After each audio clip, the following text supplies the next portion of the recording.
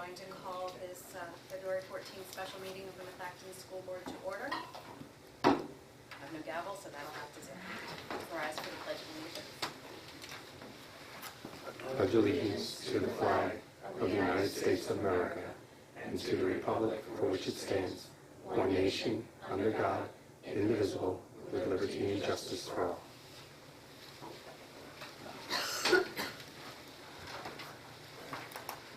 By way of announcements, I don't have the actual written script here in front of me, but we do need to advise of the audio and video recording of this meeting for later broadcast. We have no executive sessions to announce at this time. By way of attendance, we have all board members present except for Paul Winters, who is on the phone. Thank you, Paul, for taking time out to call in for us. I guess we jump right into public comment on our two board action items this evening. My only question is, we can't comment if we don't know what you're going to be voting on. I mean, the particulars of what you'll be voting on. If you'd like me to start and just go over the items. Do you want me to pass this over? Is that okay? So this evening we're going to be voting on, and the items were posted up to the online agenda. We're going to ask the board to approve the 2018-19 preliminary budget as presented on the PDE 2028 in the amount of $111,333,450 and authorize the administration to apply for the referendum exceptions in accordance with Act 1. The second item on this evening's agenda is approve the contract with First Student Incorporated for a term to begin March 1st, 2018 through December 31st, 2018 with transportation routing services at a cost of $60,000 prorated accordingly. The agreement is posted on the agenda. I do want to make the board aware that earlier this afternoon I updated that agenda, and I can certainly point out where that change occurred. You have the contract in front of you. In the second to last page, under number 6, under route testing, it now says the contractor will provide for the testing of all approved routes by the assigned drivers via the assigned or same size featured bus prior to the start of the school term. It previously read without indicating that it would be tested by a bus, and it was felt that we might want to clear that up and make that known in the agreement. I will have the board also know, as well as the public, that we shared this agreement with First Student. I have an email confirmation that says that they're good with the agreement. So if we approve this tonight, we'll then move it forward to get First Student's signature, and we will proceed with that process.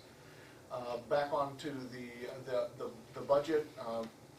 Mr. Bricker, if you wouldn't mind just reviewing real quick where we are in summary with the budget approval this evening. Sure. Tonight, the vote is to approve the proposed preliminary budget, which has been advertised and has been out for public inspection. Under the preliminary proposed budget, the revenue is $111,333,450, and the expenses are $111,033,450. These figures provide the school district with a balanced budget. To be able to balance the budget, the proposed preliminary budget required the school district to apply for the Act 1 exception for special education, which will increase the Act 1 index rate from 2.4% to 3.73%.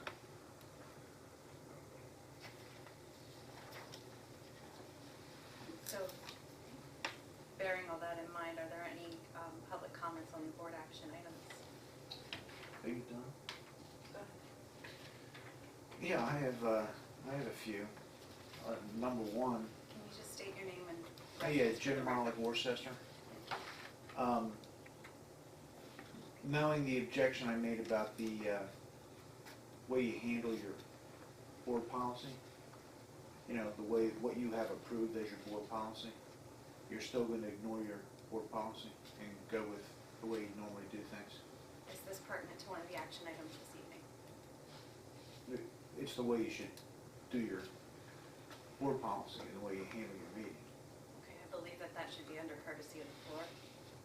Eric, you can correct me if I'm wrong here, but this is... You're correct, and just to even address that, I think we are following our policy that we take it before each action item, which you're having an opportunity right now to talk about each action item.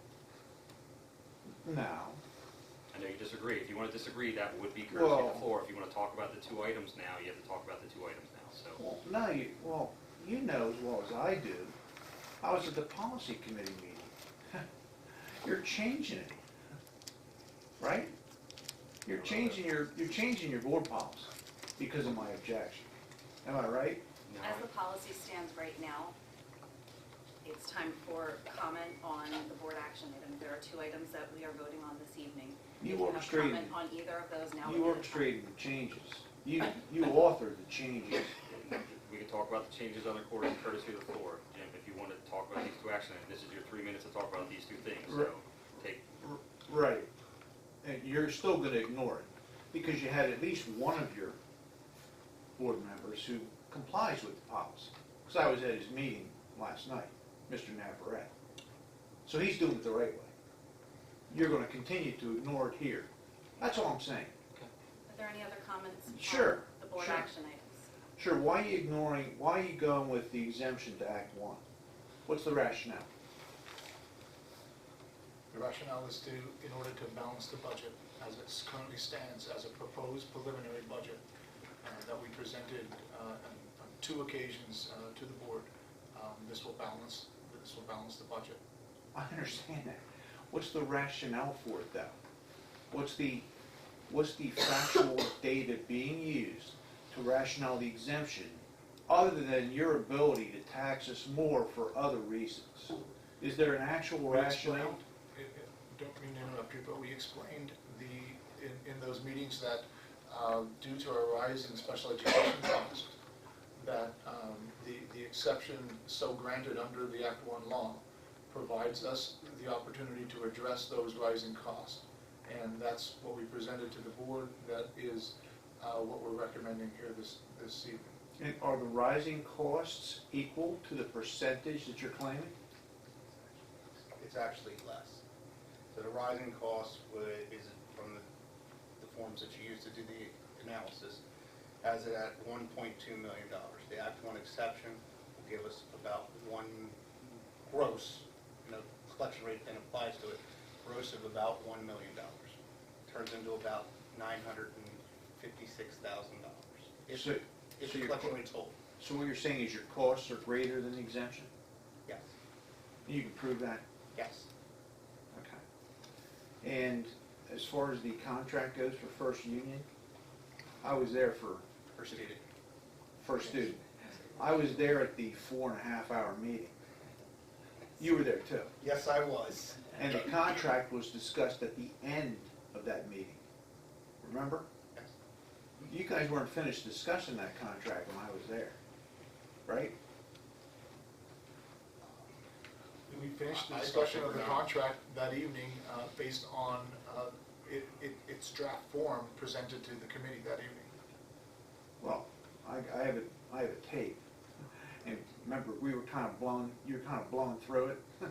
You weren't quite finished really discussing the changes, if That's not I true. remember correctly. Jim, we walked through each page and each clause of that contract, and the 4 of us discussed and made objections and changes. And the only change that happened since then was the one that he brought up tonight. That was it. My recollection was different. My recollection was it was at the end of the evening, the last item. It was getting near 11 o'clock, and you were kind of moving things along because it was near the end of the evening. Is that right or wrong? Now, the last item that was on that agenda that we pushed off to a later meeting had to do with deliverables from the administration back to the committee. Well, I was asking Dave, but But I have the answer, so. yeah. Is there a specific question about the contract that we can answer for you prior to being moved to a vote? Yeah. My question is, was the discussion complete on that contract by the committee prior to you guys going forward with what you're doing tonight? The discussion by the committee was By the complete. committee. That's my question. That's what I said, the discussion by the committee was Is complete. that your recollection? Yes. Is your recollection? Yes. Okay. Any other public comment on board action items this evening? My only question is, unfortunately, I left Monday night because it was getting late, and I wasn't here for the transportation. I mean, is this vote time sensitive? I mean, it was just discussed Monday night and you're voting tonight. Would really, in my opinion, this should be brought this Tuesday night in a room with the public sitting there and maybe having it discussed at a work session before you move forward, since the date is March the 1st. I mean, I don't believe, I unfortunately left and I wanted to stay, but it doesn't appear to be time sensitive. I mean, is the budget vote time sensitive tonight? Yes. Okay, that's understandable if you have to have it under a certain amount of time, but if the contract doesn't go into effect till March the 1st, this could have been put off until Tuesday, and maybe Mr. Navarette could have went into detail and let the public know what was discussed at the work session, so we're more informed about the contract with First Student, since there's a $60,000 price tag on it. So, I mean, I wasn't under the opinion that this was time sensitive tonight. That actually did come up in our January meeting, the timeline of all of this, and the rationale behind putting it on the agenda for this evening, as I recall, was so that First Student could move forward in finding someone for the position. We need to get things rolling for our extended school year students, and that's the time-sensitive part of it right now. So they can't fill the position until this contract is in place. Thank you. Question for you. Approve the contract for First Student for the I'm sorry, term. can you state your name for the Your name. record? Kelly Alabak, Lower Providence. Thank you. Approve the contract with First Student Incorporated for the term begin March 1st, 2018 through December 31st, 2018 for transportation routing services. So they're just going to be doing the routing, correct? That's what this Then contract the is. next part of their contract is busing. So are you having the busing contract, or are you having the routing contract? Are you having two contracts with them? Consider it done. Yeah, we have the existing contract, which has Okay. a routing provision in it right now. So this is actually amending the routing provisions in that existing busing How contract. come they weren't doing it from the beginning? Actually, for original contract, put that on the school district to do that. And you know who they're gonna have doing the routing, don't you? Mary Beth guaranteed. No, Mary Beth was transferred. And also, it's approved for March 1st to December 31st to be prorated accordingly. So that means you don't have to start at March 1st. You can start May, June, July, August, you can do whatever. Prorated accordingly. In the contract, it talks about a $60,000 fee. So between March 1st and December 31st, it's shy of 12 months, which would mean that it would be less than $60,000 in that time frame. Okay. So can I have a motion to approve the 2018-2019 preliminary budget as presented on the PDE 2028 in the amount of $111,033,450 and authorize the administration to apply for referendum exceptions in accordance with Act 1? Mr. Bryan, can I have a second? Mr. Navarette, is there any discussion? One question, is this about the same as what was presented in the January meetings? Yes, nothing's changed. Nothing's changed at this point? Because the next day we had the PDEs available for public inspection, so nothing that Okay, so nothing could be changed? I have not changed Gotcha. anything. Any other comments, discussion? Paul, do you have anything? No, thank you. Okay. We need to do a roll call vote because we have some on. Okay, so seeing there's no other discussion, all those in favor of approving the item as listed here? We actually have to do a roll call vote, so Ms. Reese? Yes. Yes. No. Yes. Yes. Paul? Yes. Yes. Yes. So it's an 8-1 vote with Mr. Earnshaw being opposed. The motion carries. The next item, to approve the contract with First Student Incorporated for a term to begin March 1st, 2018 through December 31st, 2018 for transportation routing services at a cost of $60,000 prorated motion? Mr. Nevrat, second. Ms. Reese, any discussion? I just have two minor questions. In terms of the timeline, we mentioned in the timeline, the third item, with enrolled kindergarten student population by May 15th. My only concern here is that we tend to have continuing kindergarten enrollment, especially during the summer months. I was just curious how will that affect our deliverable with first students? So they will have it as of the point in time that we provide them the information. Every so often, we're going to work on the timing. It'll probably be weekly, where we're going to add students that newly enroll. It happens at this point in time, almost every day, a new student's enrolled and a new student is placed on a route on a bus. I would say 99% of the time, it's just someone being added to an already existing stop. So it would just be, it's going to be ongoing, but they have to get the initial route started. That's the point. Okay, so we won't, I mean, because we specify, penalties for not meeting certain deliverables. I just want to make sure that that's understood back and forth with them, because we're not talking about, I understand that students come in throughout the year, but you're talking one or two. We see constantly there's a big influx, especially after May 15th kindergarten season that we're talking. They're aware of that. They need to route every single student that's going to the benefit, and they have to route the non-clubs also. Okay. The only other question I had, that was not at the property meeting, was the language in Exhibit A, number 7. We're back to the 5% allowance. I know that we had talked about this during the board meeting, and do we really need to give them an allowance of any kind? I mean, we kind of set forth parameters that we want them to hit, and then we tell them that, well, you only have to hit it 95% of the time. I mean, is this language, do we really need this language in?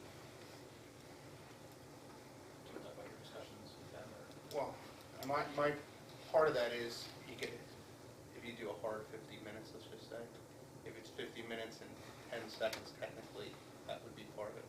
The goal is to have them stay within the tolerance to 5%, so 5% with 94 buses currently scheduled. You're talking 5 routes that would be 50 minutes to 60 minutes at most. No greater than 60 minutes. That's how You'd have 5 routes that might run over that. And anything like that we have been working on throughout the school year since I started doing the transportation. We've been working with the first student to get the routing times down, all those. There's still some right now that have that.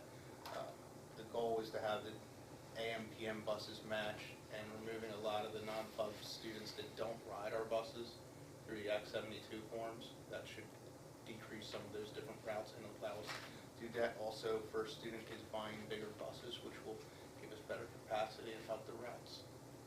That actually leads to my follow-up question. Do we know currently how many routes we have that are technically over the exact 50 minutes?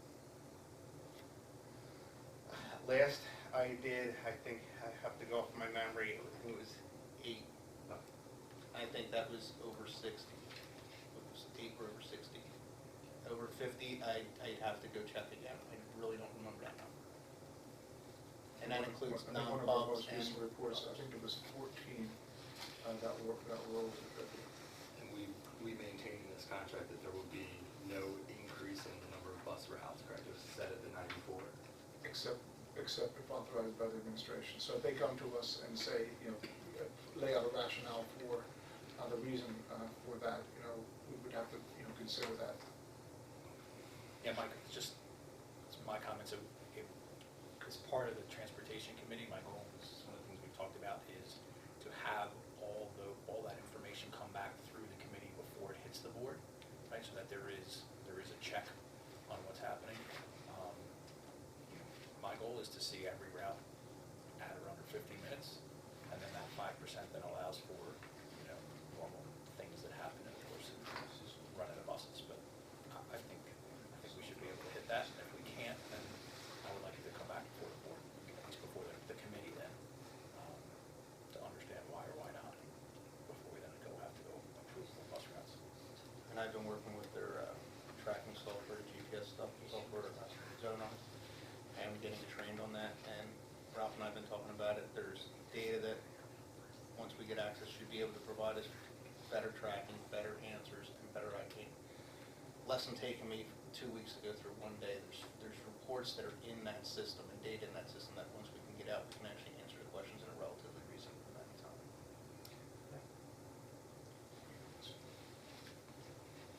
I read through the agreement again today, and I came across punctuation, use of defined terms, kind of changes.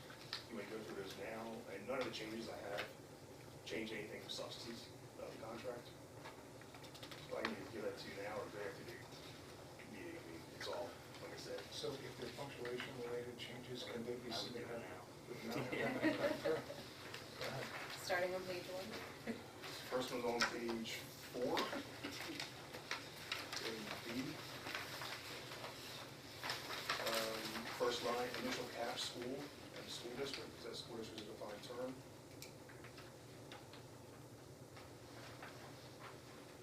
That's what I'm saying. What are you on? B. Right there.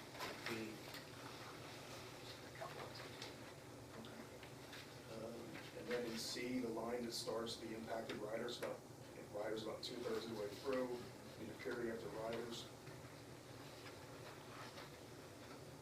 The last line of D, where it says original contract, original contract is a defined term, so it would just be contract. You can delete original and initial cap C on contract. In E, I have it. okay, in E, the line starts no persons about halfway through, over at the end, lowercase a and authorized. Is that okay to remove here? Yes, everything in capital C. Brian, say that one again? Did it get the last meeting, I was still looking Just up. authorized, yeah. Yeah, so that. I'm happy to share, I mean, this is Brian, kind of those what I. changes, Brian, those changes that you're referring to were already in the copy of the document that we reviewed. And maybe it was reviewed, maybe those changes were made before or after you printed out your copy of it that night, but the copy that I have marked up has those changes in it. Well, I'm looking what was handed to us tonight, as that change is on it. So after the one at the bottom of section D, contract, what was your next one? In E, miscellaneous routing issues. Yep. About halfway through, the line starts no persons Yep. other than students, lowercase a and authorized at the end of that line. It's not a defined term. School district does that. Oh, you're saying that it should be correct. It should be It's not lowercase. that it is. Yeah. So that was E, and then in G, penalties for failure to perform. You can drop in the second to the last full line, drop methacton, because school district is a defined term. And I go to Exhibit A. In 7, failure to perform. The first paragraph, last line, at the end it has district, I think it should be the school district, initial cap, school district.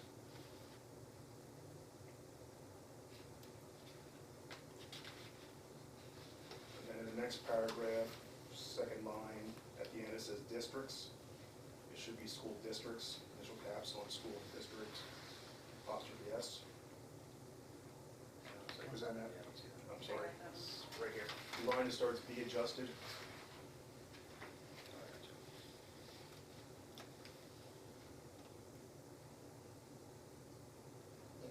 And then the third paragraph under 7, where it says the district, say the school district.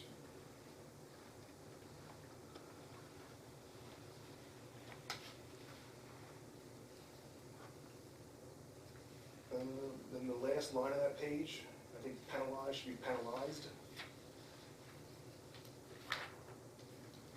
That was it.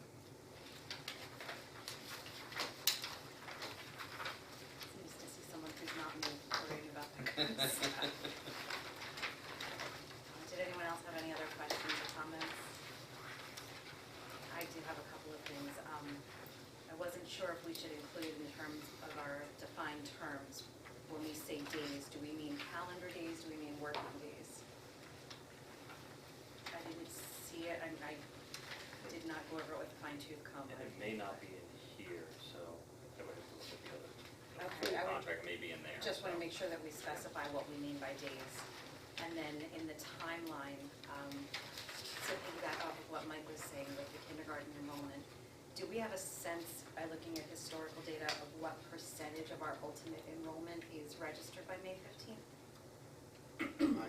Okay, I wasn't sure if that's a predictable number or not, and I was thinking if it is, that would be useful information to share with First Student. If we know that, say, 75% of our ultimate kindergarten population is usually in by May 15th, they might be able to build some parameters around it. Obviously, they're not going to know where the rest of those students are going to live, but they can plan to accommodate them in terms of number of buses, number of drivers, maybe.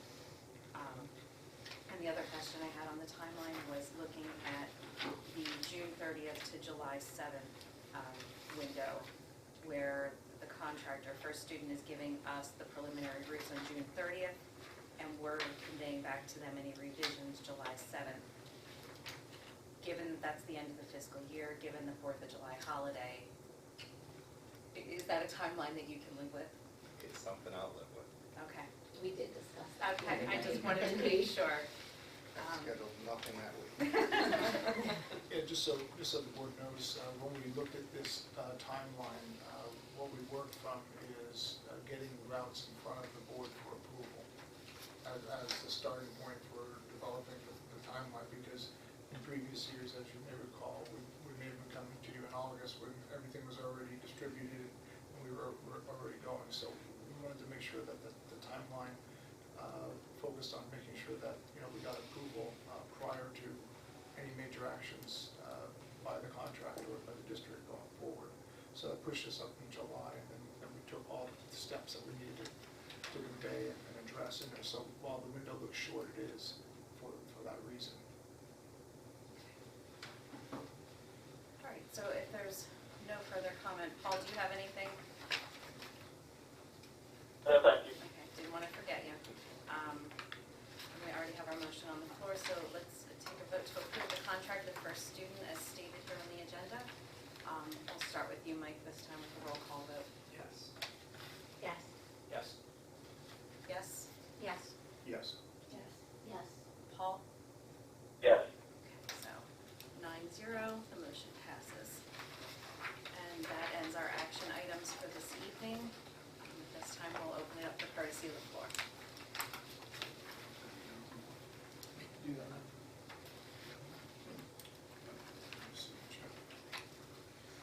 Go ahead. Sorry. So, can I address the issue now, Mr. Solicitor? You said Policy issue? Yeah. Sure. You said, you can do it during courtesy of the floor. Well, first of all, it'd be nice to have an agenda and some material to go along with the agenda. So is there any reason why we didn't have an agenda tonight? The agenda was posted online.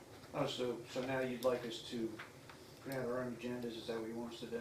I don't know that that's the decision of the board going forward. It was just what That's happened okay. this evening. Just for clarity, if you want us to print out our own agendas, well, I'll do that, I don't care. Well, I don't need it now, it's over. Yeah.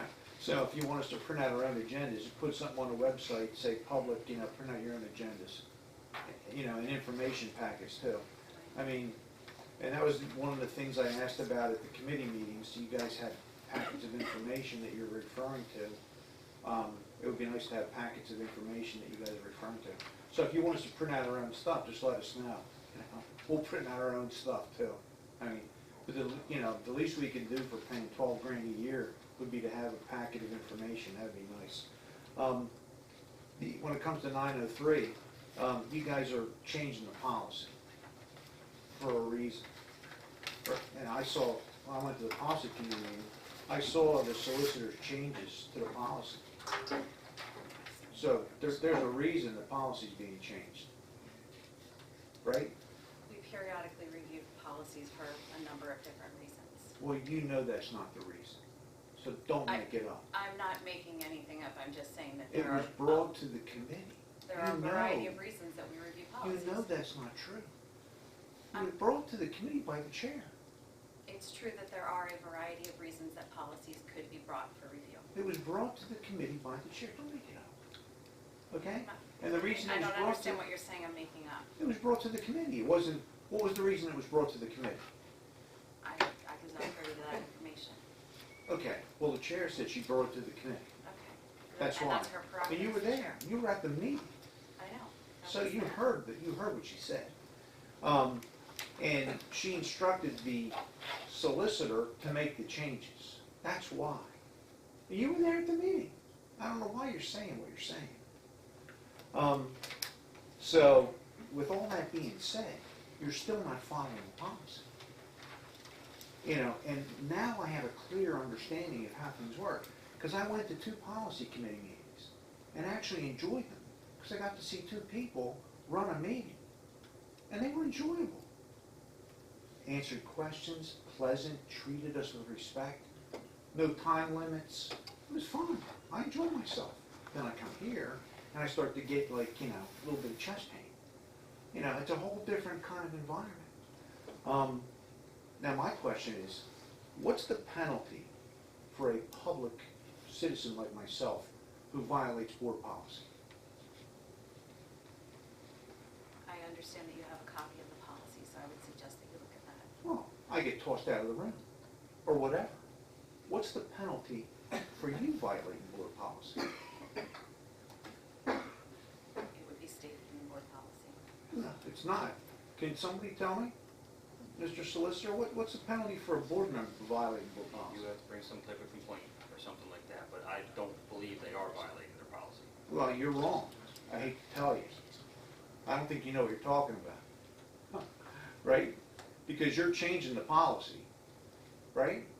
You've changed I don't think it. it changes the policy to comply with the Sunshine Law. I think it makes it more clear and addresses an issue that you brought up, but I think it still Right. says the same thing. Right, it changes the policy because of the issue I brought up. It doesn't change it, it makes it more clear. Dr. Mahler, according to my time, we've actually gone to 4 minutes now, so I'm going to ask you to please wrap up. I'll wrap up. Thank you. Okay, you're violating board policy again. As I've said, you're not following your old board policy. Mr. Navarette followed it. I appreciate your comments this evening. Does anyone else have any comments under courtesy of the floor?